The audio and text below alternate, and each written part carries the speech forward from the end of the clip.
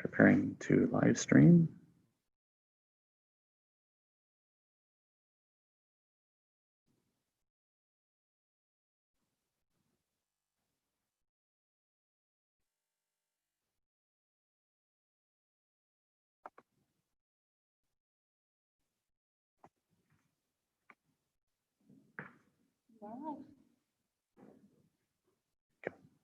Good morning, everyone. This is Cart Christensen. I'm the principal at the middle school in Churchville. I'm joined today by Jeff Smith, Director of Fine Arts, and Mike Murray, our Director of Athletics, PE, and Health. We're going to be taking you through an overview of our reopening plan for the middle school in the next several minutes. Go through some of the questions that you've submitted. Thank you, parents, for taking the time to submit questions ahead of time. You can still submit questions into the live Google Doc as we're going, and we will try to address those questions as we work through the presentation this morning. I want to remind parents that our reopening plan is posted on the district website. You can review that at any time. We are also completing an active FAQ for parents. So if you have questions, you can refer to those documents as well. Parents have found them very, very helpful as we work through this process together. So as I reflected on how to do this live stream today, I decided I would take the approach that I used at the board meeting last week, if any of the parents had a chance to view that board meeting or watch the documents online. The parent questions that I'm getting largely circle around what is my child's day going to look like. So that's kind of what I'm going to take you through, is a day in the life of your child. It's going to answer hopefully a lot of your questions as we go. Then I'm going to turn it to Mr. Smith, and he's going to talk about fine arts, and Mr. Murray about athletics and PE a little bit. And then I'll come back at the end and address questions directly that have been submitted. So with that said, here we go. So if you're a student coming to the middle school, as I said to parent visitors last week for fifth grade orientations, really during the school day, everything that we offered last year during the school day, we're offering this year during the school day. It just is going to look a little bit different, and it's going to feel a little bit different. And that's true for virtually every aspect of school that we have. We've been busy right along trying to reinvent every aspect of our school program, top to bottom, and work our way through that. So I'm going to give you the best overview that I can right now today, knowing that things keep changing and that this whole world pandemic keeps evolving, and all of our rules seem to keep changing as we go through. So with that caveat, kind of here we go. So hopefully by now, all parents are aware that we're going to be opening using the hybrid model. We've been distributing a lot of information about our hybrid. Students will be attending in person if they chose that. They will be attending in person 2 days a week, and we'll have remote learning 3 days a week. Parents with, families rather, with last names A through L will be attending in person on Mondays and Tuesdays. Last names M through Z will be attending on Thursdays and Fridays in person, and then Wednesdays are all remote. About 20% of our families right now, district-wide, have chosen full remote for their learning model. So those students will be staying at home or at their daycare providers and logging in. We'll get into a little bit more about remote learning in a few minutes. Instruction is going to continue in the remote aspect, and I think that's really crucial for kids and families to understand. In the springtime, we talked about at-home learning, and we did the best that we could to continue with our instruction in that model. But at this point, coming into a new school year, we're really talking about a synchronous learning model, where instruction will continue whether your student is in person or remote at home. So the lessons that are delivered in person on Monday and Tuesday will not be the same lessons that are delivered to the in-person students on Thursday and Friday. If we were doing that, we would really only be covering about half of our curriculum, and that's not what we want. We want to try to move through our full school year and our full scope of curriculum for your students. Now that said, we are focusing in our curriculum on the key standards and the key most important areas of that curriculum so that we can deliver that for you. So the day in the life of a student is going to look a little bit different if you are a 5th and 6th grade student than if you are a 7th and 8th grade student. So for our 5th and 6th graders, when they come in and get off the bus in the morning, they're going to go into their focus rooms, which would have been the same last year. But largely, for the most part, those 5th and 6th grade students are going to stay in their focus rooms for the vast majority of the day. Adults are going to move to the student classrooms rather than students moving to an art or a health classroom for instruction. The exception to that would be for PE class. Students will have to go to PE to receive that support, and Ms. Murray will expand on that in a minute.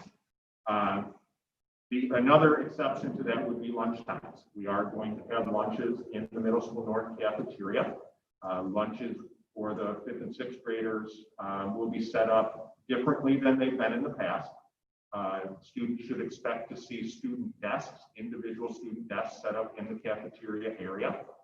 They will be social distance, 6 feet apart, so they won't be sitting in larger groups. So in that way, when students come into the cafeteria, they obviously need to remove their mask to be able to eat their lunch. So having the desks 6 feet apart were crucial and be able to do that. So we're going to be setting up actually the space that I'm sitting in right now, which is in the middle school north cafeteria. We'll be setting that up in the next couple of weeks with individual desks for students to come in there. That will allow for the social distancing again. It will allow for students to come to the lunchroom, see their friends, even though it's 6 feet apart, and have a little bit of social time during their lunch period as well. Then they'll return back to their focus room where largely they will remain for the remainder of the day, and teachers will be coming to them as opposed to moving to those classrooms. For 7th and 8th grade, we did work with the senior high school and we did change our master schedule. We moved away from the full block schedule of 80-minute classes, a 4-period day, and moved to a 8-period day with 40-minute classes. This was done so that we can, if we have to change between options, in other words, change from a hybrid model to a full remote, or even change from a hybrid model to a full return to school, we would be able to do that seamlessly as much as possible and hopefully lose no instruction time with that transition. Students in grades 7 and 8 will move between classes. So I have had quite a few questions about how hallways will work, how those transitions will work. Once you get to 7th grade, students no longer take common classes. The older your child gets, the less common their schedule is going to be compared to other students. They take a lot of different courses when they go through. So having teachers move 2 students and staying in a classroom all day really wasn't realistic to be able to do. So we have to figure out how to move students between class to class. I thought Mr. Wilson at the high school had a great suggestion of a visual for how students will move through the hallways. He has put out in some of his communications to families that students, when they move, will have their right shoulder closest to the lockers. So as they move through the halls, and I thought that was a good visual for kids to follow. Now, when we move through the hallways, it's highly unlikely that we'll be able to maintain a 6-foot distance. So masking will be required at all times when students are moving throughout the building for students and staff as they move throughout the building. 7th and 8th grade will eat their lunch in the middle school south cafeteria, just as we have always done. That cafeteria seats a large number of students if we needed it to. It can seat a capacity of over 400 students. We're going to have far less than that in our 7th and 8th grade configuration each day, given the hybrid model. So we feel like, and we know that we have gone through and we can use the larger tables, the round tables in that cafeteria, limit seating to 3 students per table, and still have quite a bit of leeway in that space. So we will be moving to the south cafeteria through the hallways when it's lunchtime. We do 7th and 8th grade does eat by grade level. That's common to how we have done this in the past. So the whole 7th grade, or that is in for a hybrid day on Monday and Tuesday, will eat in the south cafeteria. There is time built in our schedule between the lunch periods for cleaning of the tables, disinfecting of the tables before the next group comes in. So that's something that we have built in. That's built in for our 5th and 6th grade cafeteria as well. We're working on, there's 2 lunches that are a little bit too close together now. So we are reconfiguring that particular house to accommodate for cleaning and disinfecting in the north cafeteria as well. Students are highly encouraged right now to bring water bottles. I had some questions about drinking fountains and things in the hallway.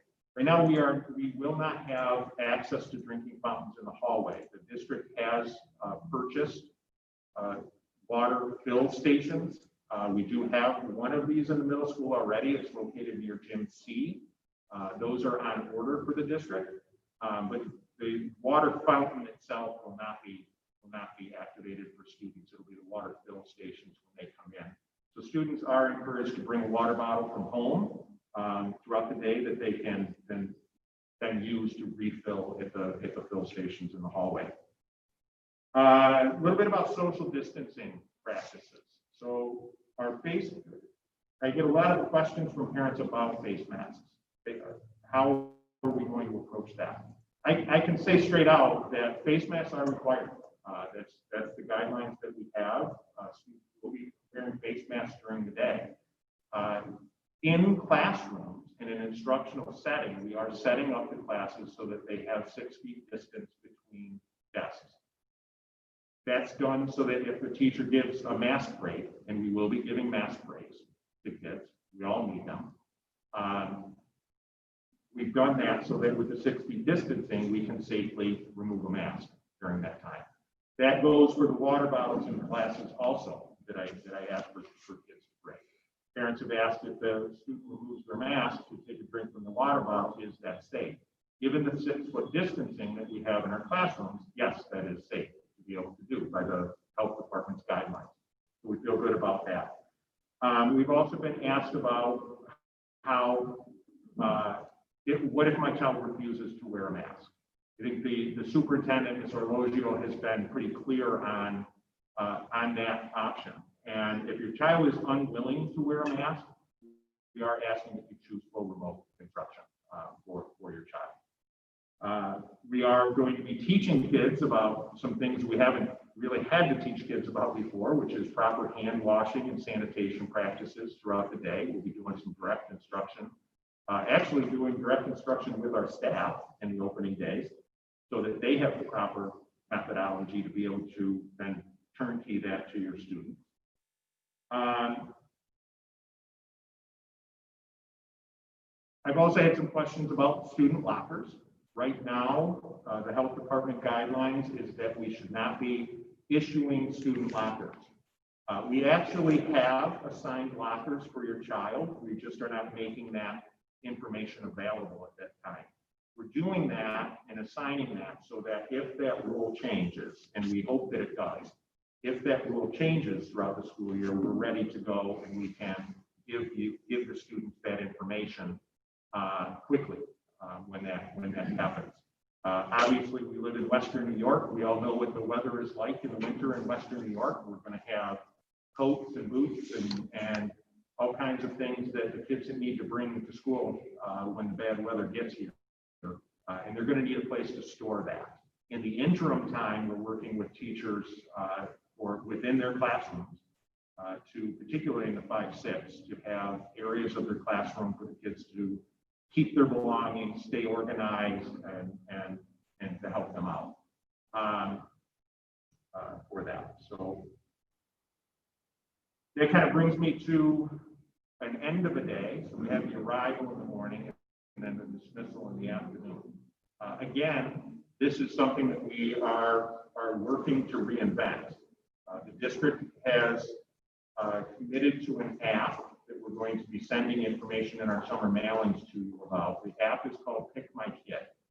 That app is going to help us in a lot of different ways. It's going to help us to manage student drop-off and pickup, which we now have a large number of parents that are indicating that they're going to be dropping their student off in the morning and picking them up.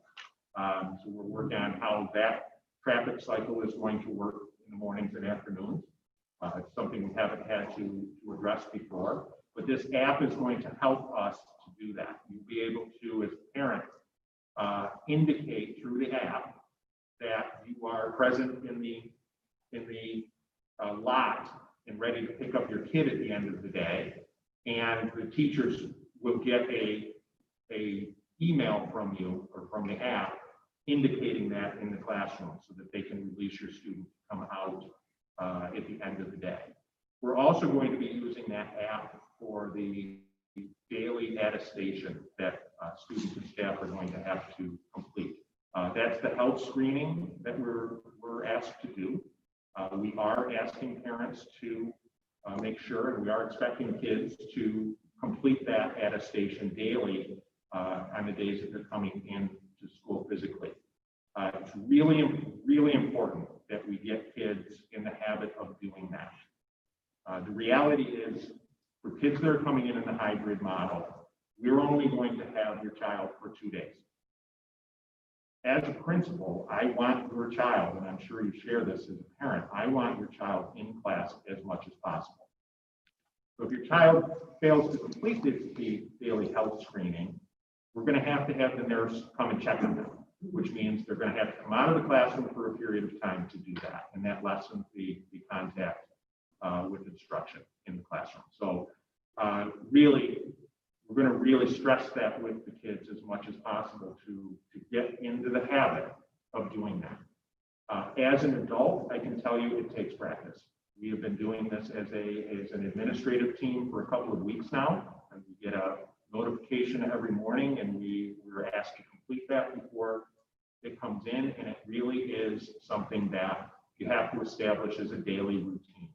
Just like getting up in the morning, eating your breakfast, getting your things ready for the day, whether you're riding the bus or getting a ride to school, you have that morning routine. Really, everyone does, and we need to really add this into that daily routine to stress that. For our dismissal for buses, internally, we will be doing a staggered dismissal at the end of the day. We're talking about having our 7th and 8th grade actually get dismissed first and move out to the buses. We feel like they are a little bit more organized than our younger students. The younger students require being walked out to the buses by class. So we're going to get the 7th and 8th graders out first, out to their buses, and then bring the younger kids out at the end of the day. Just in general, so you're aware of how buses will be loading, buses are going to load from back to front in the mornings.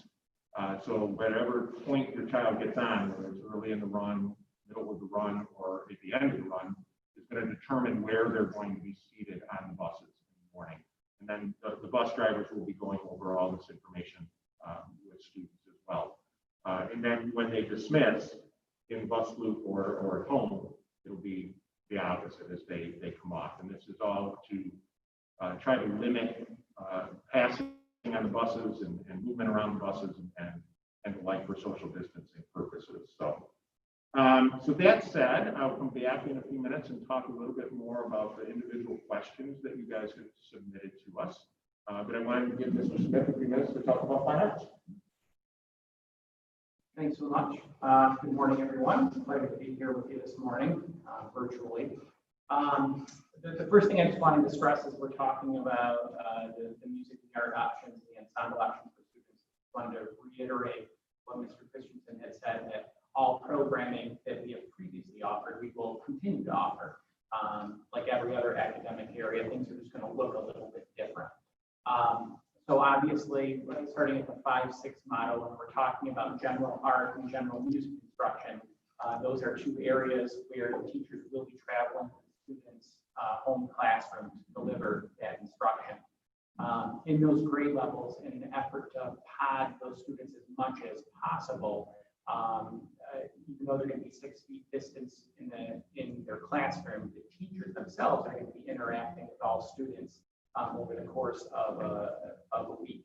So those are going to be masked activities as the teacher pushes in for that instruction for general art and general music. Those are going to be times when students are going to be masked and engaging in those activities. Those are also areas where there's shared materials and equipment, instruments, and resources. We'll be limiting that, but won't be totally able to eliminate it, as you can imagine.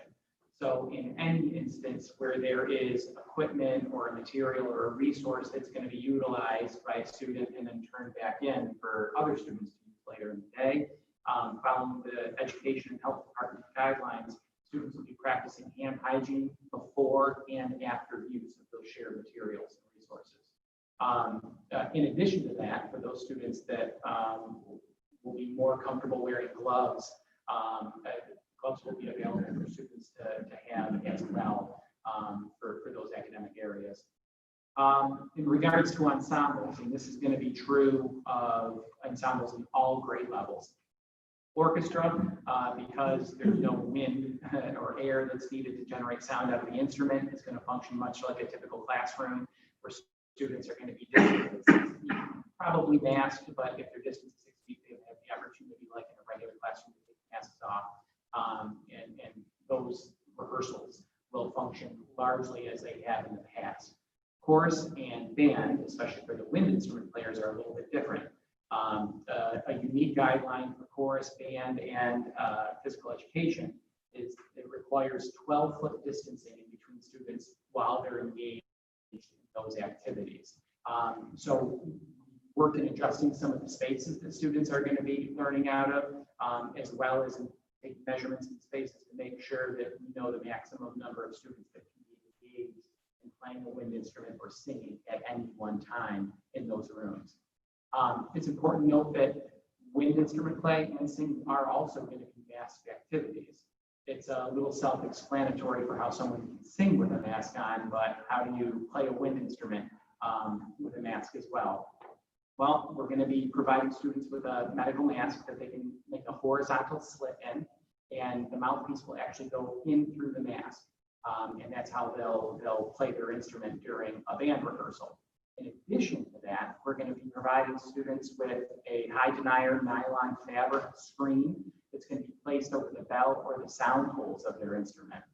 So these two considerations, the masking while playing and the screen covers that are going to go over the bells or the sound holes, are actually above and beyond what the New York State Health Department guidelines are for this type of instruction.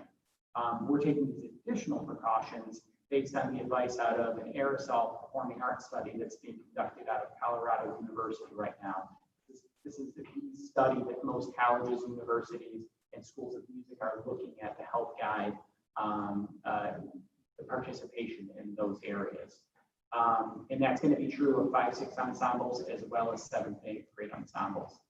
The only other thing that I would add to that is Mr. Christensen had mentioned that PE and lunch are going to be 2 areas at the 5-6 level where students are going to travel to the instruction rather than receive it in their home classroom. This is going to be true of ensembles as well. Because the 12-foot distancing that's needed for chorus, we're going to be running chorus out of the middle school auditorium rather than the chorus room to allow some greater spacing for the students and to be able to easily meet that 12-foot distancing requirement.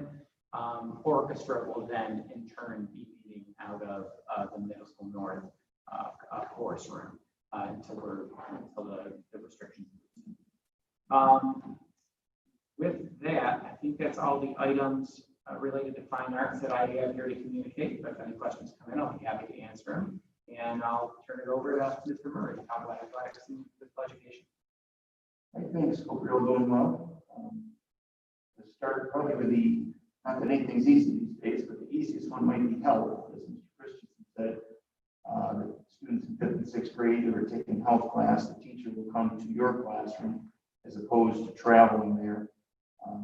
With physical education, students will move to phys ed, and we're going to start the year not using any equipment so that we can take some more time to kind of sort out what we might be able to do, how we would sanitize certain things as needed.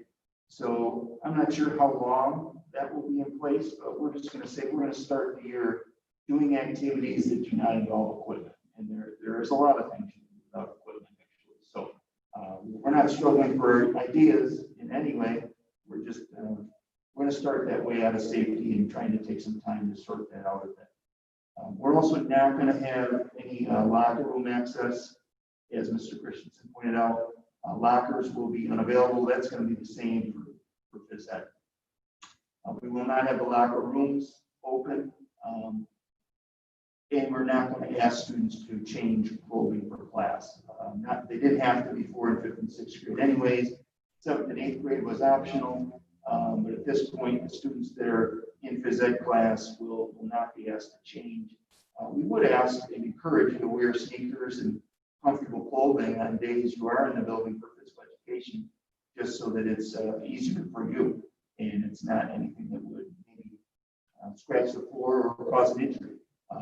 Wearing flip-flops, sandals, high-heeled shoes, boots, that could just that could lead to an injury in some way for your child. So if you could be prepared with proper clothing, especially the sneakers, that would be very helpful to everyone.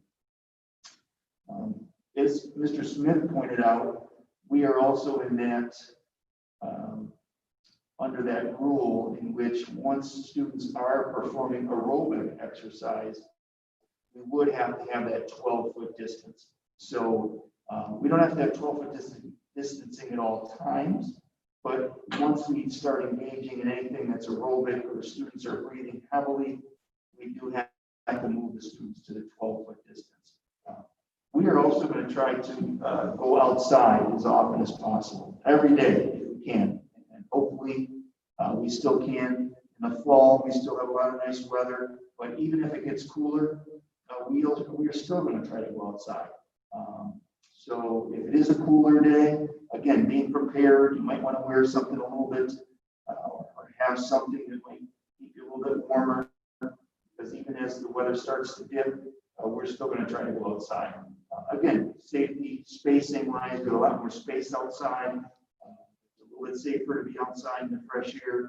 So we have a little bit of that luxury, especially at the middle school. We have tons of land outside in the grass. We also have the turf field we can utilize. So we do have quite a bit of space, which is to our advantage. I think that's it as far as phys ed and health. Athletic wise, if your child was going to be in 7th or 8th grade and planning to play on a fall sports team, we're still on pause for athletics. You may have heard a date of September 21st as the start date. That date was put out by New York State Public High School Athletic Association, who is our governing body that provides all our rules and regulations for sports. So we made a decision across the state to push any athletics to September 21st as a hopeful date. That decision was done to buy us some more time to allow schools to get up and running with all the changes and the hybrid model and everything else that's going on. They want to take athletics off the plate for a few weeks so we could focus on getting students in the building and getting the instructional portion of the school intact. So we're still waiting the governor's approval of sports. So that September 21st date hinges upon the approval from the governor's office, which we don't have yet. So we are hopeful and waiting on that, but again, we are still at a pause as far as that goes. Our coaches have been doing their best to keep their websites updated though. So if you are interested in a certain sport and you feel as though you don't have information, or who do I go to ask a question about soccer, volleyball, football, any of the fall sports, go to our website, ccccsd.org/athletics, go to the teams section, or at bare minimum, go to the contact us section, and our head coach directory is fully up to date. It has the coach's name, the coach's email address. Again, within each specific team, there are updated coaches information, practice schedules, tentative sometimes, those actually got kind of pushed off because we have those, we kind of had to adjust those. But at least you have a contact person if your child is interested to get more information on that team at their minimum. So that's where we're at. Athletic, phys ed, and health. Again, I will continue to say phys ed and health is the most important area in the school. You know, we certainly need ELA and we need math, but we need to be healthy. So hopefully your child is interested in this sporting team and takes their phys ed and health serious, because we're going to do our best to keep them as healthy as possible, as that is, again, my most important thing out there today is being healthy. Mr. Smith, you want to talk a little bit about remote learning for some of your subject areas? Sure. So the conversation of synchronous learning is obviously one that we've been wrestling with quite a bit. In learning area like music and art, where so much of the learning is participation based and dependent upon having access to the materials that are here in the building, it's a little bit more difficult to achieve. So, if I'm a student involved in general music, general art, or an ensemble, typically I would have one meeting per week in person and one meeting remote, and then we have a Wednesday approach, which is going to be a little bit different. But as we're talking about the in-person and the remote meeting, if I'm learning at home, I'll have an opportunity to check in with my teacher if need be. There will be utilizing Google Classroom. There will be materials and resources available and an assignment that's directly aligned to the learning that's happening in the classroom that day. And then the learning situation will just flip later in the week. So although the experience that the students are going to be receiving is going to be different based on what cohort they're in the beginning or the end of the week, the learning is going to be synchronous. The learning goals, the learning standards, and the outcomes that we're asking all students to achieve are going to be continuous. As Mr. Christensen said, it's not going to be a canned lesson on Monday and Tuesday for in-person folks that's then going to be replicated on Thursday and Friday. The learning is going to continue to move forward. Students are just going to receive the instruction in different ways. We're having conversations right now about what sort of live instruction is possibly can be recorded and made available to parents, so there'll be more definition of that before schools open. But at least we know that teachers are going to be accessible to the students that have questions, at least on the Wednesdays and more frequently throughout the weeks. And we'll be able to deliver our instruction utilizing the Google Classroom model along with other web-based resources that we're investigating right now. Okay. Yeah, thank you. So at this point, I think I'm going to just kind of address a lot of your questions that you've asked. Some of them I have already done and already done as well. But in general terms, I'm going to try to group them into certain categories. Like, for instance, many of you have asked questions about Chromebooks. We collected Chromebooks back from you in the springtime for a lot of you. So we now have to redistribute Chromebooks to our 5th graders, our 6th graders, and our 7th graders. Our current 8th graders should all have their Chromebooks. We did not recollect those units from them. So we're working on a plan right now for the redistribution.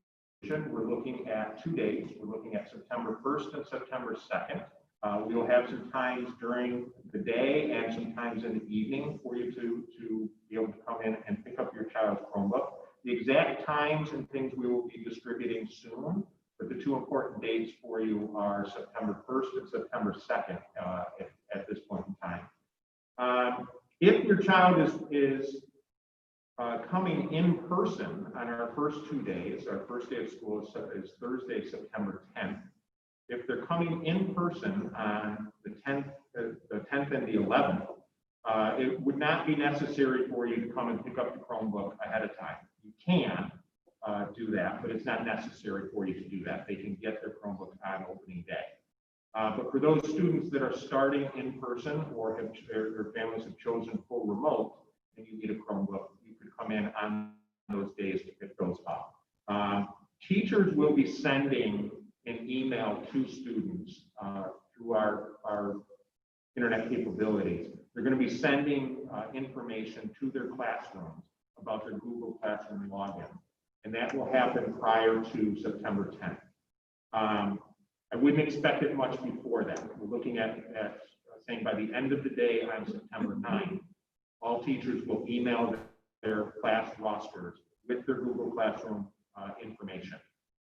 That's really the only way to get that information to kids. It's the only way that we will have that information to them so that they can log in as scheduled on September 10th when they need to. So that's important for you to know.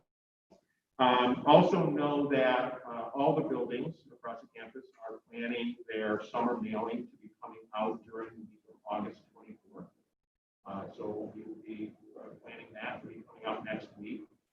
The information we're sharing right now will be contained in probably a little more greater detail within those mailings. Your student schedules will be included in those mailings as well. I had questions from parents about homework. Particularly true for our 7th and 8th grade students. Parents have expressed some concern that my child is taking 8 classes a day. How are they going to manage all of that homework that comes out? So we're working on that. That is a concern that I share about.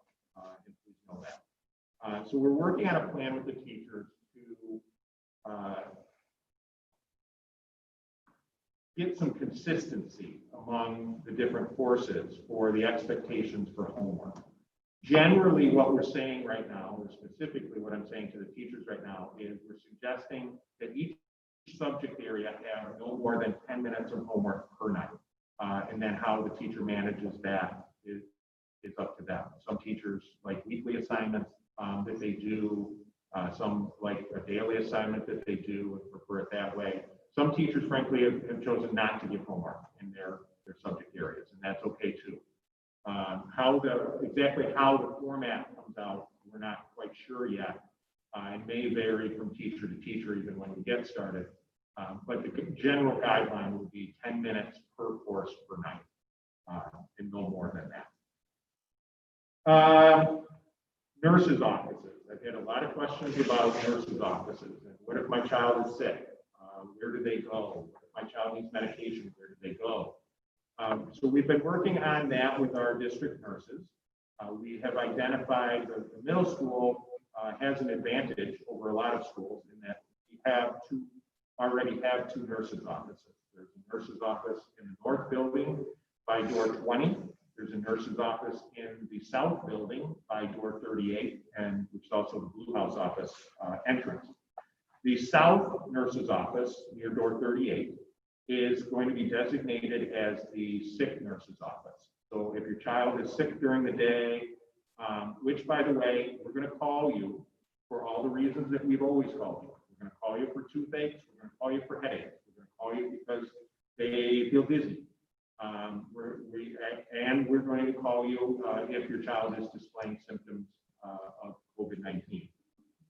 So if that's the case, parents would need to come to door 38 to pick up their child during the day. If it is a well visit, your child has a doctor's appointment, dentist appointment, orthodontist, things of that nature, you come to door 20 and that will be managed through our north nurse's office. Students that need medication during the day, that take medication on a regular basis, that will be done through the north nurse's office as well, near door 20,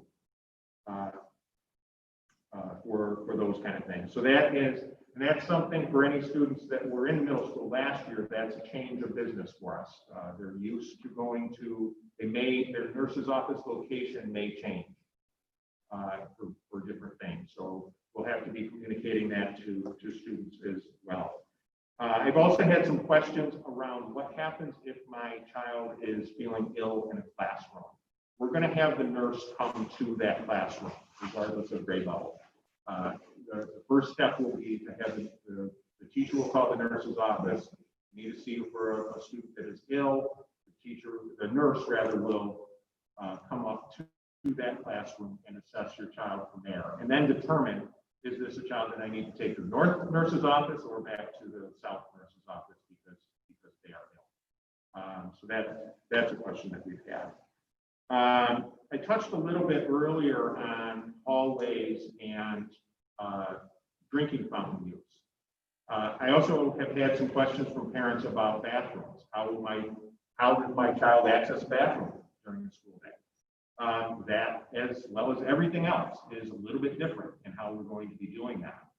We are working right now to develop our supervisory schedule for staff, and we will be having staff posted outside of bathrooms as part of their supervisory duties, so that we can manage the number of students in a bathroom at any one time and try to limit that to 1 or 2 students at a time in a bathroom setting.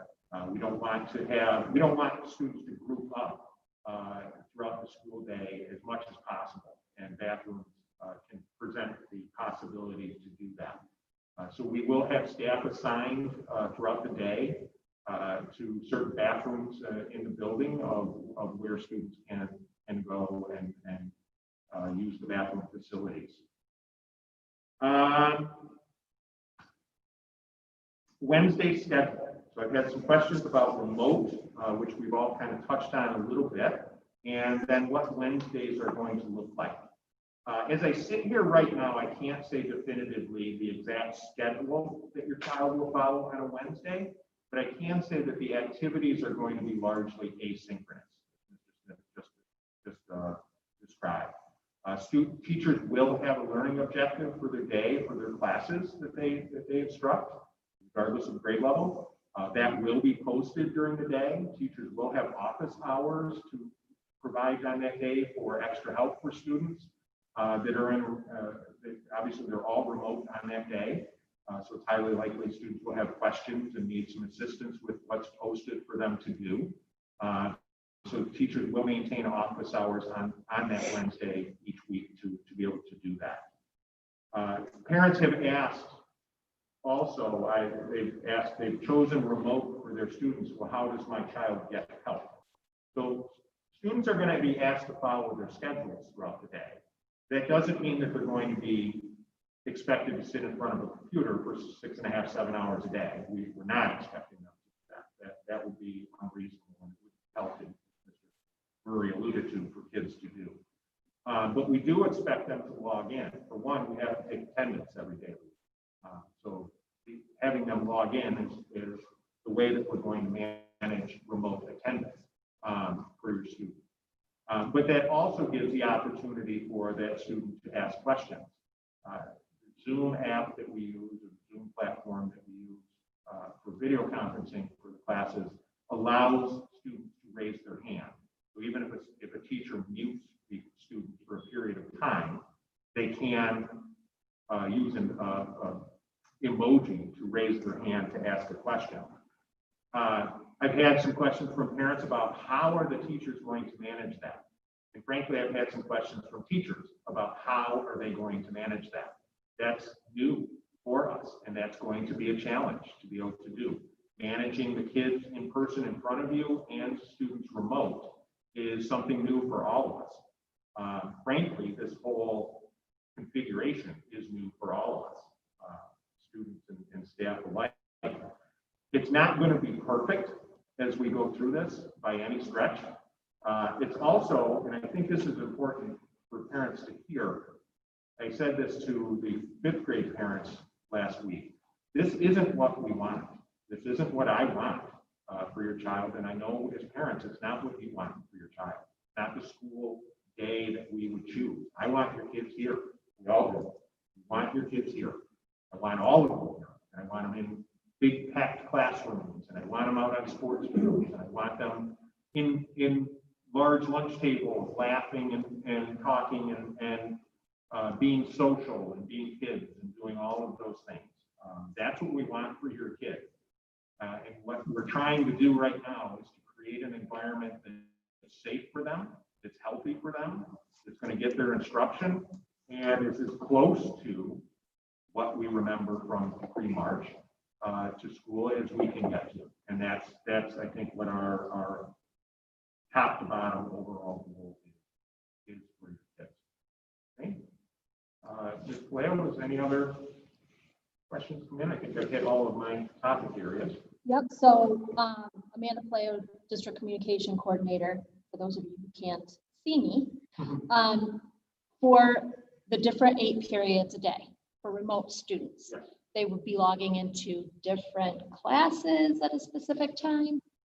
So what we're asking for 7th and 8th grade kids to do, and this is different from the at-home model that we had in spring.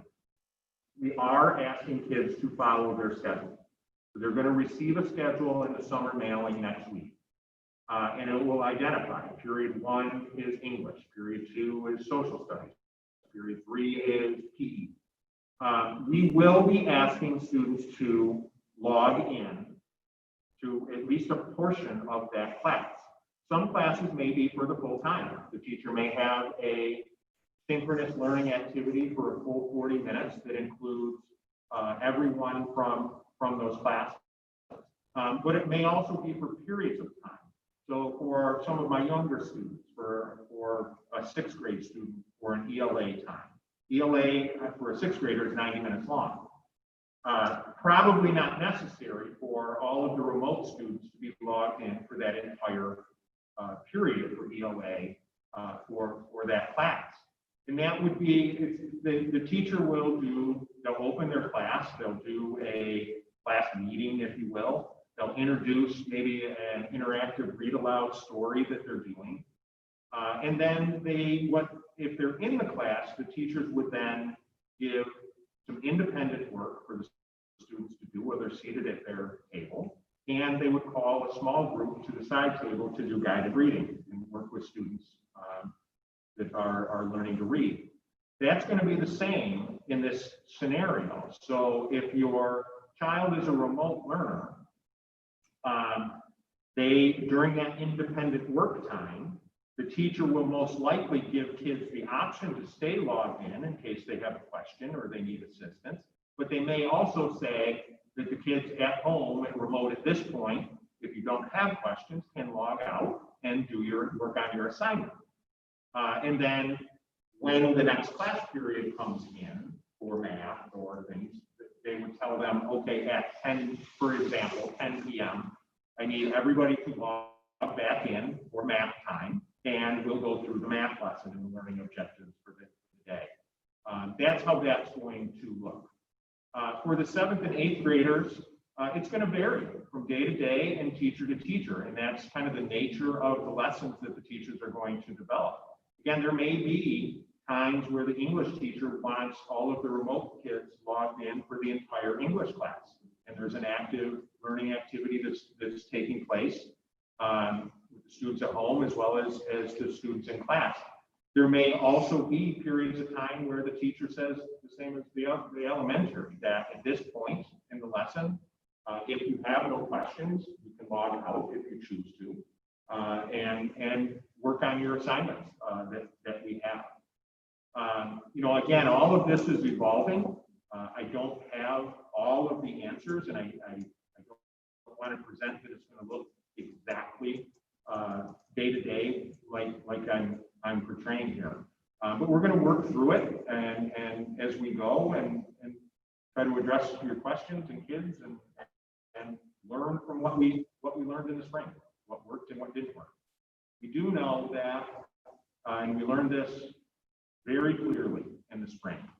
We learned that the students that engaged with us were students that felt connections to school. They either felt a connection to their classroom teacher or to other kids in their classroom. They felt some level of connection to school. They wanted to log in, so they did. We have a different challenge in front of us in September. We have now a group of students that don't know us and we don't know them just yet. So that's job one in September. We have to, I'm not so worried about academics on day one. That seems strange for a building principal to even say that sentence. But that's not what's most important right now. What's most important is the safety and health and welfare of your kids.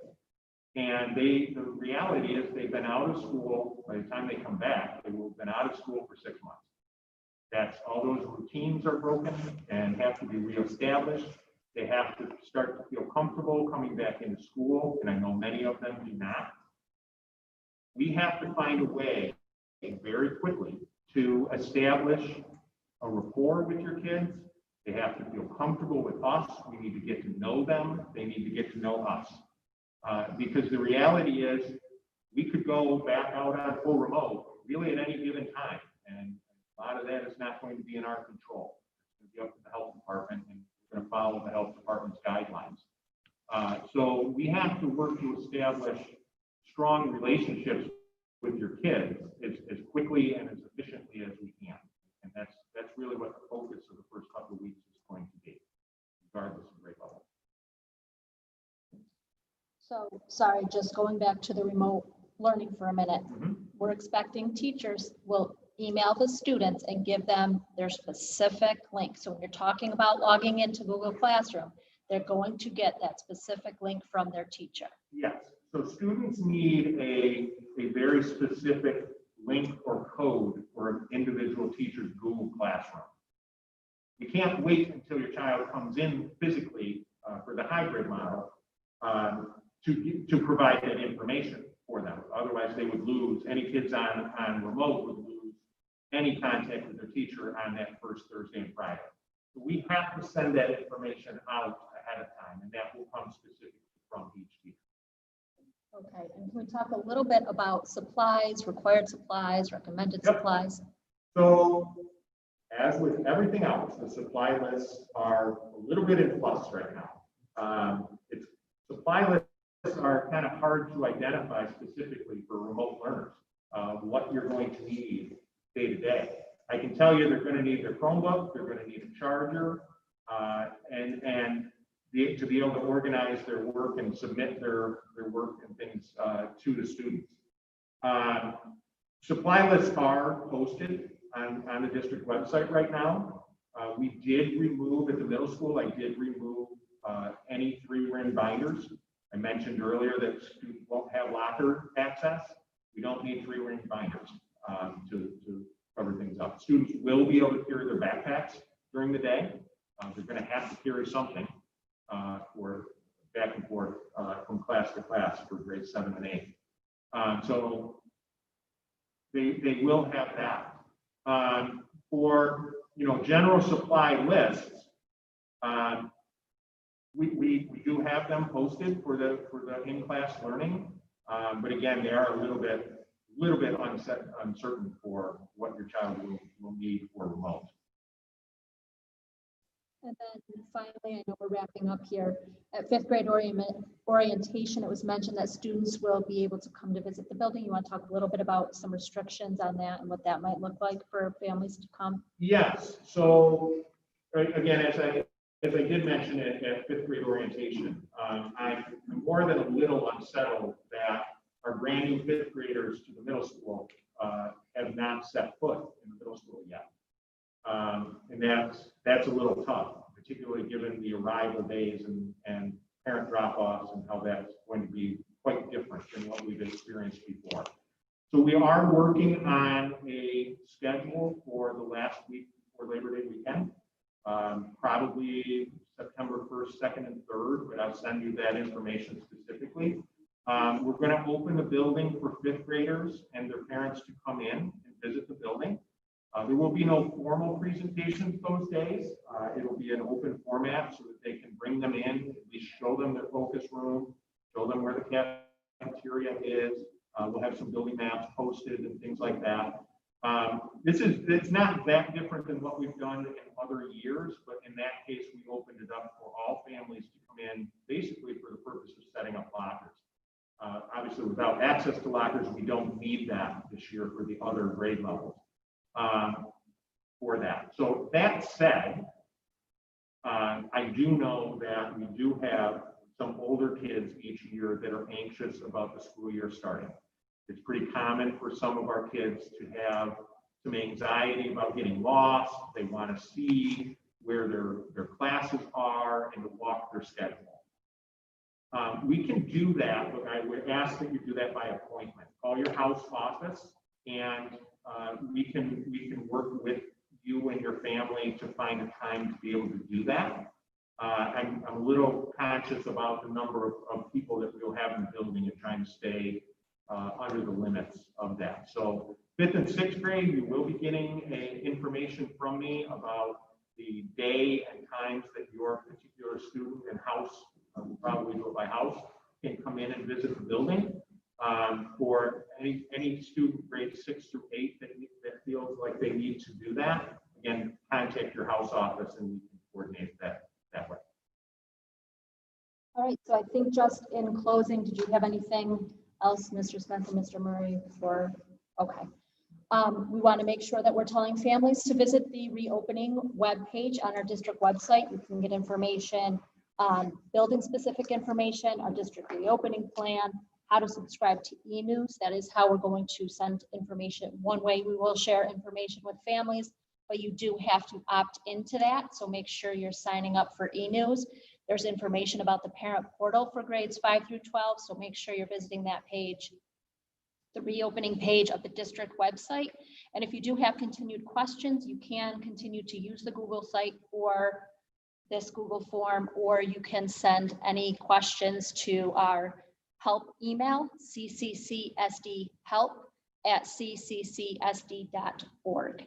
If you have further questions, and we can share those with the appropriate people for you. So thank you all for your time. We really appreciate it. And Thank you to all the parents that joined us this morning. Hope it's helpful. Hope that getting more information is helpful for you. If you've missed any of this, it will be on YouTube to continue to watch. We do have a high school parent meeting scheduled here at 1 o'clock today, and then with our elementary principals on Thursday at 1 o'clock.